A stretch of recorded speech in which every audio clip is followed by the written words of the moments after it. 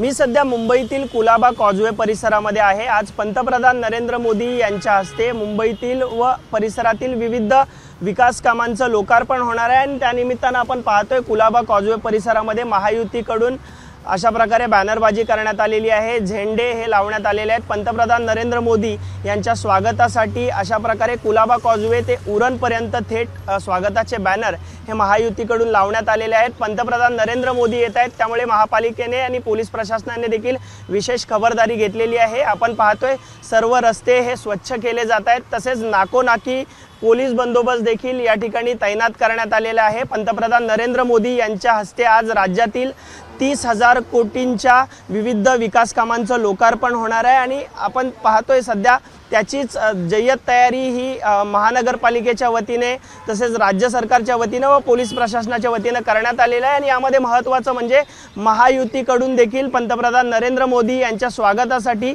जय्यत तयारी केल्याचं आपल्याला मुंबईच्या कुलाबा कॉजवे परिसरामध्ये पाहायला मिळत आहे। पंतप्रधान नरेंद्र मोदी हे साधारण 3:15 वाजता मुंबईत दाखल होतील आणि याच मार्गे ते उरण MTHLचा जो सागरी सेतू मार्ग आहे त्या ठिकाणी प्रवास करणार आहेत आणि त्यामुळे विशेष खबरदारी ही मुंबई महापालिका असेल, पोलीस प्रशासन असेल व राज्य सरकारच्या वतीने घेण्यात आलेली आहे।